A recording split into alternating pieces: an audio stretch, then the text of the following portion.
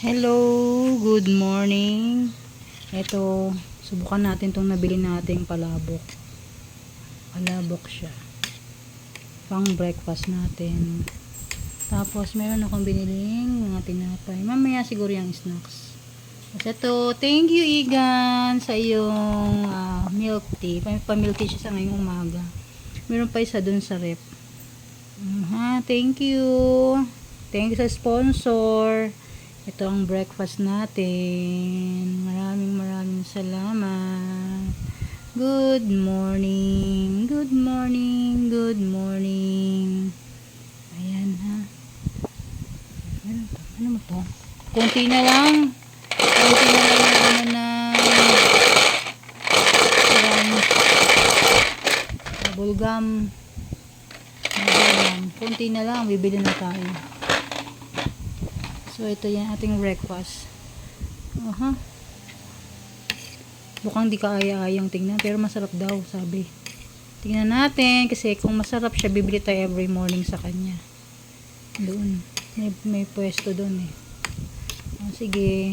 Kakain na ako. Naglagay lang naman ako ng pang YouTube natin.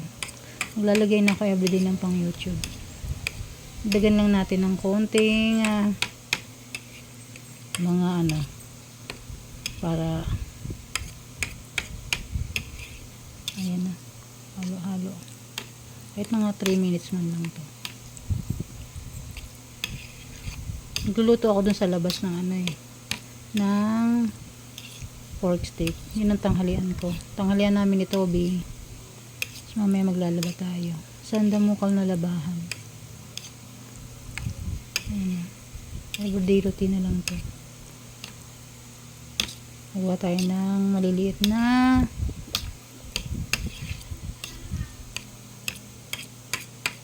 ayan na. Sarap. Yummy yan.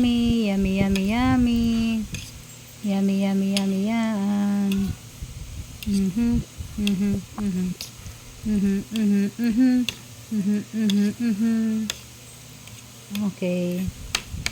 Sige na, kakain na ako. Mukhang masarap. Teka, subukan natin.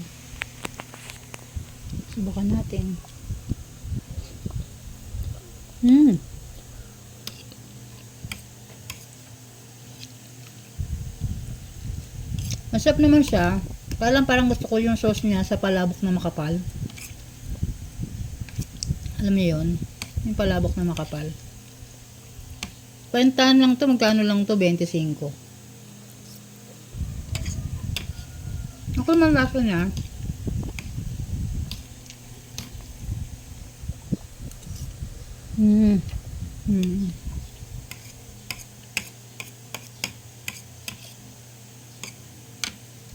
Milk tea tayo. Milk tea.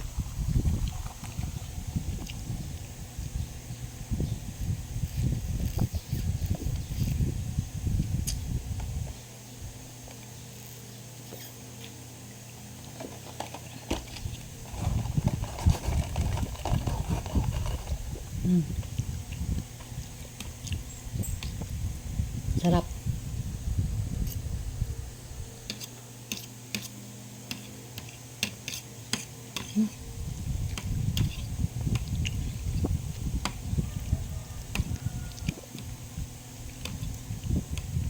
Pwede na to sa 250.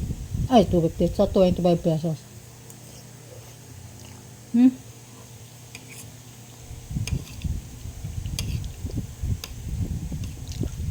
Pinagdagan ko ng sauce kasi sabi ko gusto ko maalat. Medyo may alat.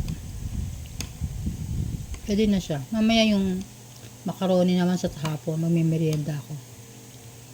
Ayusin ko lang to.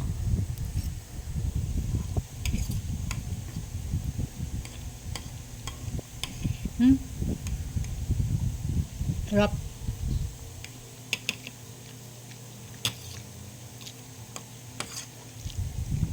Hindi ang kalamansi. Pinalalambot ko yung pork steak. Ulam namin mamaya. Pressure cooker nandun sa labas. Talang ako. Ayan. Yan yung pinapalambot ko sa pressure cooker. Yung aking pork steak. Ay, hid na niya. Ingay-ingay. Yan lang siya. Okay na siguro yan. Antayin natin mamaya. Bye-bye.